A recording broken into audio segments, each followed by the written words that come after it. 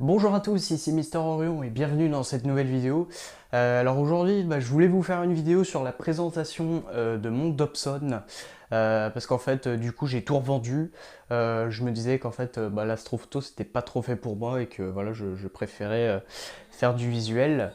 Le truc, c'est que voilà, le gros 200 a été revendu et non, non, arrête de faire foirer mon putaclic, non, non, recule, non, allez, non, et là, voilà, merde.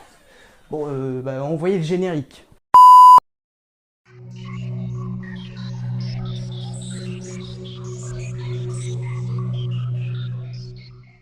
Bonjour à tous, ici Mister Orion et bienvenue dans cette nouvelle vidéo.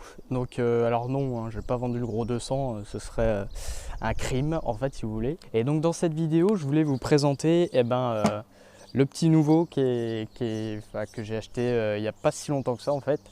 Donc c'est le fameux Dobson Skyliner 200p, voilà, de chez Skywatcher, voilà. Donc c'est un 200 mm sur focale de 1200, voilà, ça permet un bon diamètre pour la visualisation, excusez-moi, du ciel profond.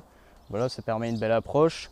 Et niveau focal 1200, on est vraiment pas mal pour du planétaire. Donc le tube en lui-même, c'est un Newton. Hein, voilà, je vous le montre. Tac. Voilà, donc Newton, hein, l'araignée, tout ça, on connaît la chanson. Hein. Par contre, je vais éviter de pointer le soleil avec. Hein. Voilà. On va éviter quand même les conneries et tout neuf. Alors l'avantage d'avoir un Dobson en fait, si vous voulez, c'est que en fait déjà de base vous faites pas vraiment d'astrophoto avec, hein. Vous pouvez en faire mais voilà, ça va être un peu compliqué. Je vous renvoie vers une vidéo de la chaîne Astro de Christophe en fait, qui parle de l'astrophoto Dobson. Les liens seront en description, il n'y a pas de souci.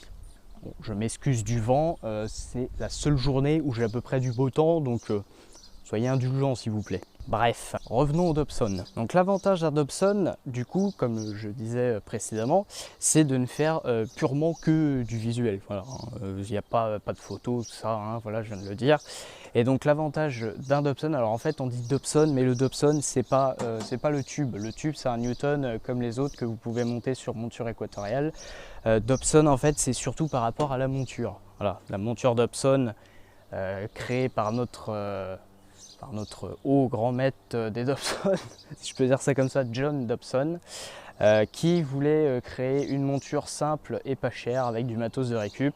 Donc un simple télescope monté sur une monture alt-azimutale, donc haut, bas et gauche-droite, voilà, tout simplement. Et donc son avantage c'est de faire du visuel facilement, sans s'embêter. Vous avez juste à le poser et il est prêt à l'emploi. Au niveau du montage, rien de plus simple, vous avez juste, bon déjà quand vous le recevez il faut monter la base, vous avez la notice dedans donc je vais pas vous l'expliquer parce qu'il est déjà monté, ce serait complètement inutile que je la démonte. Donc tout simplement vous posez votre base par terre, alors faites en sorte d'être sur un endroit quand même plat sinon c'est chiant. Et vous avez juste à poser le tube, hop, sur la base. Voilà, alors c'est pas tout à fait fini, puisqu'en fait vous avez deux vis tout simplement. Alors vous en avez une avec avec un petit, alors je sais pas comment je peux appeler ça, c'est en fait vous avez un petit bidule à billes en fait et il faut le mettre côté, alors on dit de le mettre côté porte-oculaire, donc c'est plus simple parce qu'en fait si vous voulez il sert de frein. Comme une monture équatoriale, vous avez des freins dessus, donc ça sert de frein également. Bon, il n'y en a pas pour le côté, je sais plus comment ça s'appelle, le côté comme ça, là, enfin voilà. Et en fait, tout simplement, vous avez à mettre les deux vis comme ceci. Alors vous serrez pas trop parce que sinon ça va bloquer et vous ne pourrez plus bouger le scope. Voilà. Donc tac, voilà c'est fait. Et là voilà, le scope est déjà prêt à l'emploi. Bon bien sûr, faut un oculaire, sinon vous verrez rien. Alors les autres avantages du Dobson, c'est vous ne pouvez pas faire que du visuel avec, hein. Vous voyez, il peut servir de... On peut se tenir dessus, voilà, ça tient sans problème. Voilà, hein, franchement, il n'y a rien à dire. C'est... voilà, c'est... Oh, Alors, on peut aussi s'en servir comme buffet pour manger, c'est pas mal. Voilà. Filet mignon, délicieux.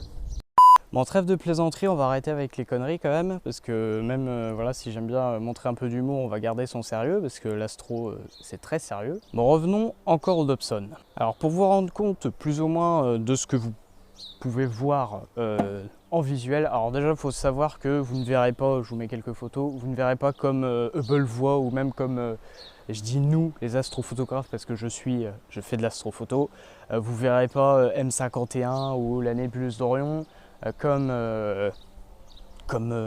ça quoi. Voilà, ça c'est pas possible, vous verrez des taches laiteuses. Bon, alors certes c'est pas ouf, mais juste le fait de savoir que c'est même le fait de savoir que cette fameuse tache se situe à je sais pas combien d'années-lumière, c'est juste incroyable. Enfin voilà, franchement, je trouve ça, moi personnellement, je trouve ça kiffant. Alors pour la visualisation des planètes, vous aurez déjà une bonne vue. Alors je n'ai pas fait vraiment encore de visuel planétaire parce que les planètes elles sont pas vraiment là encore. Vous avez Vénus le soir, mais que j'ai pas eu l'occasion en fait, parce que si vous voulez, Vénus, bah moi si vous voulez, l'ouest est par là. Et le problème c'est que, bon là vous pouvez pas le voir, mais j'ai un arbre qui me gêne un peu. Et puis dernièrement, bah, il fait pas très beau, donc voilà, la Bretagne. Mais sinon pour Jupiter et Saturne, il faut attendre au moins 4 heures du mat, voire 5 heures pour qu'elles commencent un petit peu à se lever. Et franchement, voilà, je me suis pas encore levé à cette heure-là pour les regarder. Je suis une feignasse. Mais si vous voulez savoir déjà ce que ça fait, je vous renvoie vers un site qui s'appelle Stellvision. Donc en fait ce site là, vous avez en fait dans un onglet, alors je sais plus où, de toute façon c'est facile à trouver, vous avez un simulateur de télescope qui vous permet de plus ou moins visualiser ce que vous pourrez voir avec cet instrument. Donc vous renseignez le diamètre et la focale, donc moi par exemple 200, 1200, et ça me donnera plus ou moins le grossissement. Alors déjà vous aurez le grossissement par rapport à tel oculaire, et ça vous mettra une image de ce que vous pourrez plus ou moins voir. Alors vous ne verrez pas vraiment comme le monde Stellvision, ce sera peut-être, surtout pour les planètes, vous aurez un peu de turbulence, ce sera peut-être un peu flou même. Voilà, à moins d'être vraiment sous un super ciel, ça va être chaud d'avoir quelque chose de similaire. Alors pour collimater ce télescope, j'utilise bon je ne l'ai pas avec moi, j'ai oublié, le laser, alors c'est un laser bas de gamme que vous trouvez à 25 € sur Amazon. Que j'ai acheté il y a un petit moment. D'ailleurs j'avais même fait une vidéo, si vous voulez savoir, si vous voulez apprendre à collimater votre scope, lien en description comme d'habitude. Mais donc en fait c'est vraiment plus simple de collimater son scope avec un laser, parce qu'au Cheshire il faut atteindre les vis derrière, et donc faut retourner, regarder, visser, regarder, enfin voilà, c'est chiant. Du coup ce que j'ai fait, c'est que, alors le problème de ces petits lasers, c'est qu'ils sont décollimatés de base. Je vous renvoie vers une autre superbe vidéo qui m'a bien servi pour le collimater. Donc encore une vidéo de la chaîne Astro de Christophe, lien en description encore une fois. Voilà, donc allez-y avant de regarder la collimation d'un télescope, que je vous recommande aussi, parce que le truc c'est que si vous avez le même laser que moi, c'est qu'ils ne sont pas collimatés de base. Ça se voit en fait quand vous le mettez dans votre porte oculaire. Quand vous le tournez, en fait, voilà, il tourne sur son axe, et voilà, c'est pas ouf. Mais sinon, pour revenir à collimater le Dobson au laser, franchement c'est beaucoup plus pratique, parce qu'en fait quand on est à l'arrière du tube, on peut tourner les vis en voyant le laser bouger, et voilà, c'est beaucoup plus simple. Alors pour finir sur la vidéo, bah écoutez, moi pour ce que j'en ai fait, déjà pour le moment j'ai pu voir l'amas d'M13, l'amas de M3, et j'ai pu percevoir la lyre, difficilement mais je l'ai vu.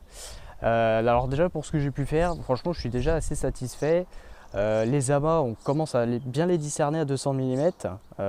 Franchement je suis assez convaincu, assez bien convaincu du résultat.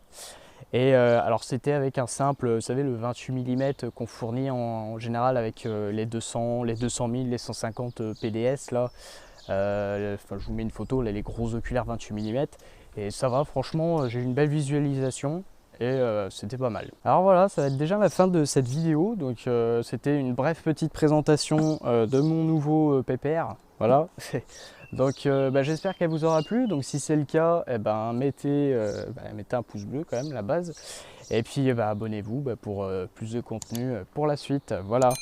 Donc eh ben moi je vous dis, moi comme il fait jour, une bonne journée, voilà, ou une bonne soirée si vous regardez ça le soir. Et ben moi en tout cas je vous souhaite un bon bourrage de ciel à vous. Allez ciao. Peut-être aller ailleurs moi.